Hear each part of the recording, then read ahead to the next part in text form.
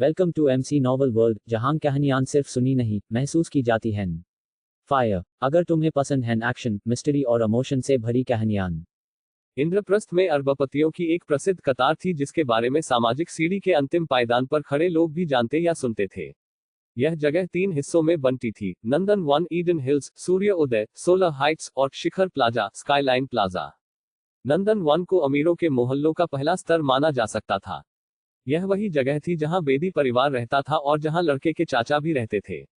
सूर्य उदय ए list हस्तियों, गायकों, उद्योगपतियों आदि जैसे प्लेटिनम चम्मच वालों के लिए एक जगह थी। शिखर प्लाजा, इसके विपरीत, केवल देश के बहुत प्रसिद्ध, सबसे अमीर और सबसे प्रभावशाली लोग ही खरीद सकते थे। शिखर प्लाजा ही रेयांश का गंतव्य था। एक विशाल हवेली के सामने रुककर, जो कई एकड़ जमीन से घिरी हुई थी, रेयांश जल्दी से बाहर निकल गया और उसने भव्यता पर ध्यान नहीं दिया। उक्त मोहल्ले में जमीन का एक छोटा सा टुकड़ा भी करोड़ों का हो सकता था और फिर भी रेयांश के परिवार के पास उस मोहल्ले का एक बड़ा प्रतिशत हिस्सा था। युवा मालिक का वापस स्वागत करने के लिए नौकरानियां ड्राइववे में कतार में खड़ी थी, लेकिन उन सभी को उससे केवल ठंडे कंधे मिले। हालांकि किसी को भी इसमें कोई हैरानी नहीं हुई। कपूर परिवार की मुख्य शाखा का युवा मालिक शायद ही कभी किसी के साथ बातचीत करता था। वह एक शब्द भी कहे बिना अपना दिन बिताता था, इसलिए इस गर्मजोशी भरे स्वागत के बदले में उससे ठंडा व्यवहार मिलना कोई आश्चर्य की बात नहीं थी। रेयांश, अरे मेरे प्यारे, तुम वापस आ गए। जैसे ही वह हवेली के अंदर कदम रखा, एक वृद्ध महिला तेजी से उसकी ओर दौड़ी। उन्होंने उसे स्नेह और चिंता से देखा, लेकिन फिर उन्होंने देखा कि आज उसके चेहरे पर थोड़ी रौनक लग रही थी। रेयांश, क्या तुम्हें अपनी सैर में मजा आया? उन्होंने पूछा और रेयांश ने सिर हिलाया। रेयांश की दादी ने संतुष्टि से मुस्कुराया। क्या ऐसा है? तो मुझे सुनकर खुशी हुई। तुम पहले खाना क्यों नहीं खाते? दादी ने तुम्हारे लिए कुछ बनाया है। रेयांश ने अपनी दादी की आंखों का अध्ययन किया और कहा, मुझे भूख नहीं है। लेकिन अगर तुम्हें भूख नहीं भी है तो भी तुम्हें खाना पड़ेगा, उन्होंने जवाब दिया।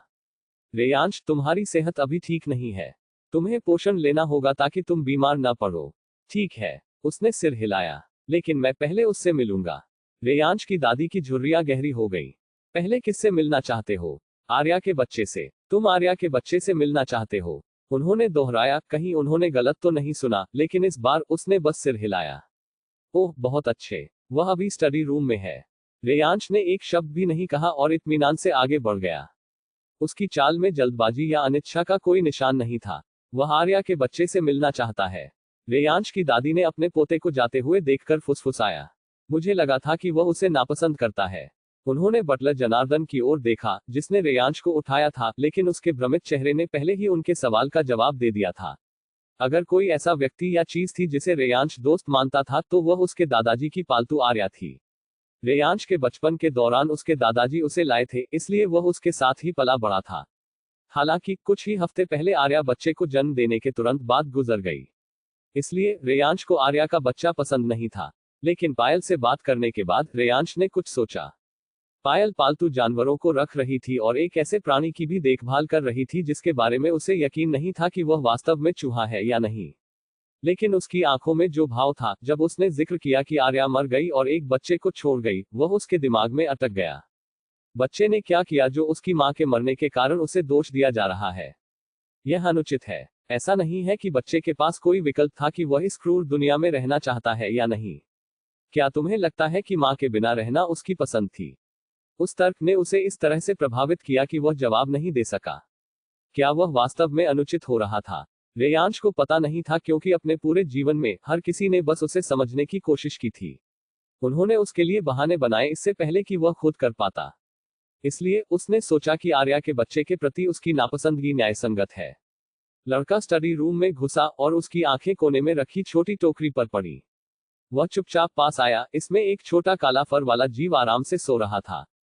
घुटने टेककर रेयांश ने उसका अध्ययन किया और पायल के शब्दों के बारे में सोचा। मुझे लगता है कि मैं क्रूर हो रहा था, उसने खुद से कहा, यह सोचते हुए कि इस छोटे से बच्चे को उसकी वजह से यहां रखा गया था। इसे हवेली के बाहर आजादी से दौड़ने देने के बजाय यह इस छोटी सी जगह में था। मुझे माफ करना, उसने फुसफुसाया जैसे ही वह अपने काले फर को सहलाने के लिए पहुंचा।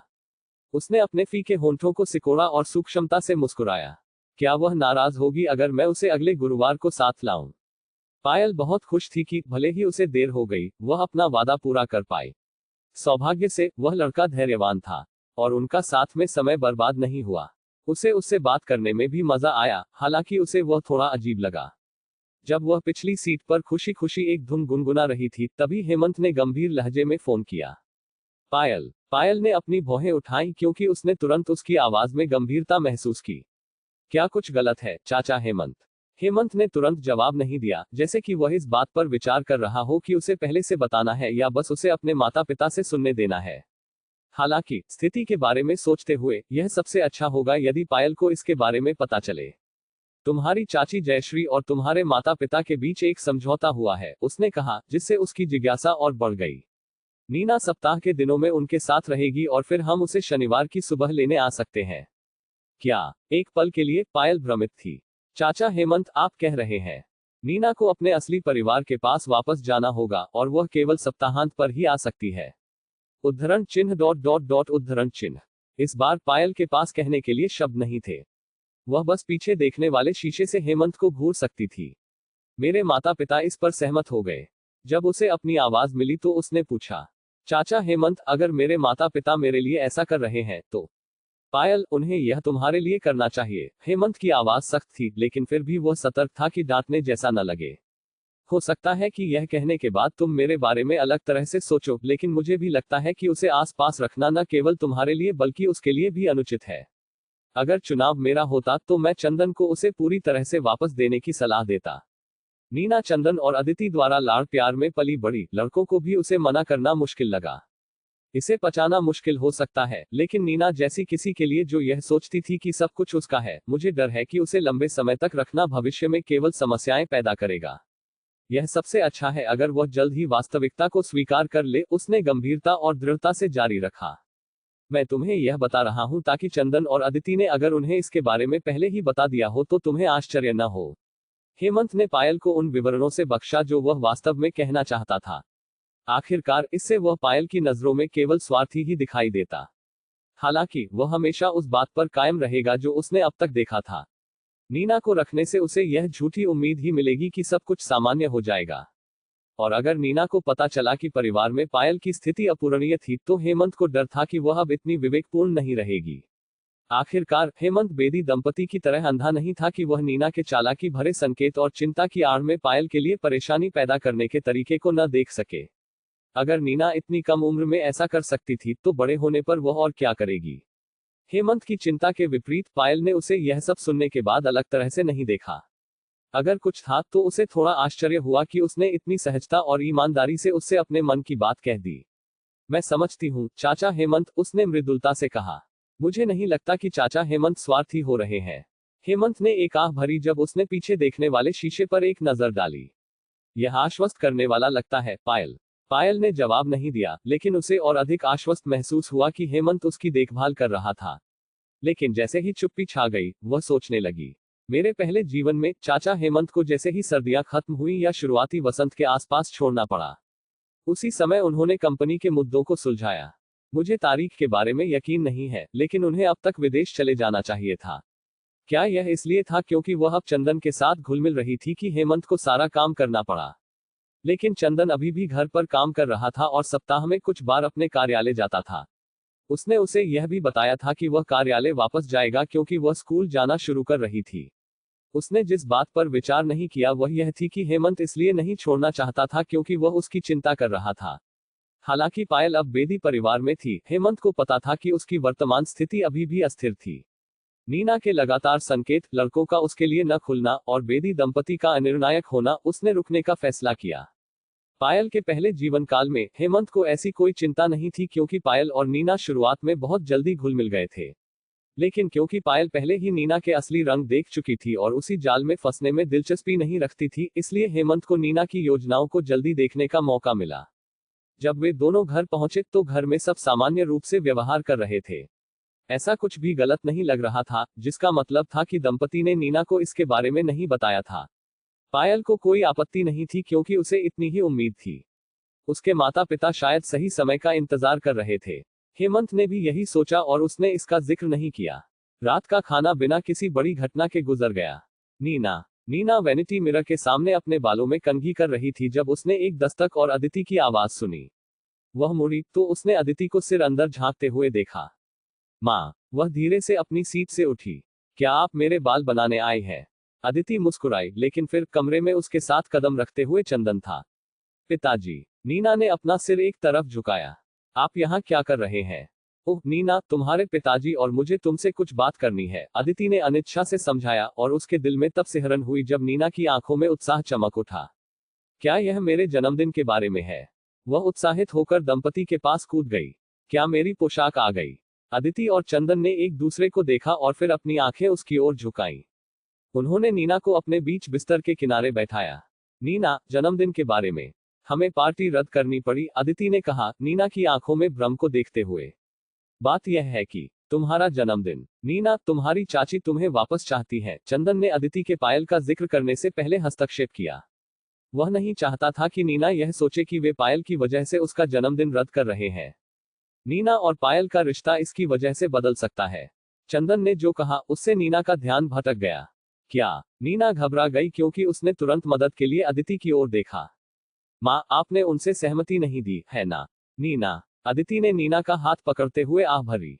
नीना, तुम्हारी चाची जयश्री के बात करने का तरीका भले ही अनोखा हो, लेकिन हमें लगता है कि वह अच्छी इंसान है। लेकिन माँ, चिंता मत करो नीना, तुम हर सप्ताहांत यहाँ आ सकती हो, चंदन ने जोड़ा। चूंकि वह तुम्हारी असली चाची है, हमने सोचा कि यह सबसे अच्छा होगा यदि तुम उनके और अपने चचेरे भाइयों के साथ एक रिश्ता बनाओ। नीना का दिमाग एक पल के लिए खाली हो गया, इससे पहले कि वह बिस्तर से कूद गई। अपने माता पिता को देखते हुए उसका मुंह खुला और बंद हुआ। माँ, पिताजी, क्या आप मुझे इसलिए फेंक रहे हैं क्योंकि मैं आपकी असली बेटी नहीं हूं और अब आप मुझसे प्यार नहीं करते? उसकी आंखों में तुरंत आंसू भर आए। मैं किसी अजनबी के घर में नहीं रहना चाहती। नीना। अदिति ने आह भरी और उनके आश्चर्य के लिए नीना उन पर झपटी और उनके पैरों को गले लगा लिया। माँ, कृपया मुझे दूर मत भेजो। मैं अच्छा व्यवहार करूंगी और अच्छी तरह से पढ़ाई करूंगी। मैं पायल से लड़ूंगी भी नहीं और हमेशा उसे रास्ता दूंगी। मुझे पता है कि मैं आपकी असली बेटी नहीं हूं, लेकिन मुझे उस घर में जाने से डर लगता है। नीना ने अपने आंसू और बलगम के बीच भीख मांगी, अपनी मां से जितना कसकर हो सकता था चिपकी रही। अदिति ने उसे वापस गले लगाया और चंदन की ओर देखा। हालांकि अपराधबोध का भाव दिखाया, दृढ़ संकल्प भी दिखाया।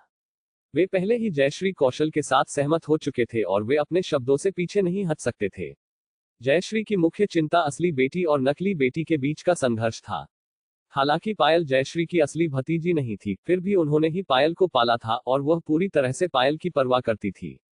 दूसरी ओर जयश्री नीना के बारे में पूर्वाग्रह रखती थी, लेकिन फिर भी जयश्री को पहले पता नहीं था कि पायल उसकी असली भतीजी नहीं थी, लेकिन फिर भी उसने उसकी देखभाल की। अगर जयश्री ने देखा कि नीना भी एक अच्छी बच्ची थी तो यह सबके लिए शांतिपूर्ण होगा। किसे पता था, जयश्री अपना मन बदल सकती थी और उन्हें नीना को वापस भेजने का फैसला कर सकती थी अगर उसे पता चला कि नीना पायल के लिए परेशानी पैदा करने में सक्षम नहीं थी।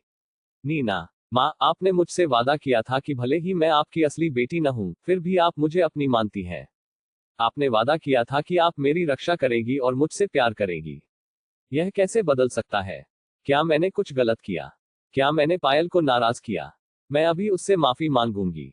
नीना, माँ की सुनो। अदिति ने नीना के कंधे को पकड़कर उसे खड़ा किया। वह कड़वाहट से मुस्कुराई, रोने से लाल हुए नीना के चेहरे को सहलाया। नीना, ऐसा नहीं है। तुम्हारी चाची बुरी इंसान नहीं है, और जब उन्हें पता चलेगा कि तुम एक अच्छी बच्ची हो, वह तुम्हें हमारे साथ ज्यादा देर तक रहने दे सकती है। चंदन ने नीना के कंधे को थपथपाया और कहा, नीना, इस व्यवस्था के साथ भी कुछ नहीं बदलता है। हम अब भी तुमसे प्यार करते हैं और हम हमेशा तुम्हारा समर्थन करने के लिए यहाँ हैं। हम हमेशा तुम्हारा परिवार रहेंगे, अदिति ने प्यार से जोड़ा। लेकिन फिर भी वे भी तुम्हारा परिवार थे। अगर तुम अपना दिल खोलोगी तो मुझे यकीन है कि तुम उनके दिलों में अच्छाई देखोगी। नीना ने अपने माता पिता के बीच अपनी आंखें दौड़ाई, अपने होंठों को सिकोड़ा इससे पहले कि वह अपने दिल को रो पड़े। उनके चेहरों पर नजर देखकर नीना को पता था कि उन्होंने पहले ही फैसला कर लिया है। आंसू की कोई भी मात्रा उनके दिमाग को नहीं बदल सकती थी। हालांकि वह अभी भी अपने आंसू नहीं रोक पाई, क्योंकि जब से उन्हें पता चला कि वह असली बेटी नहीं है, उसका सबसे बड़ा डर आखिरकार सच हो गया था।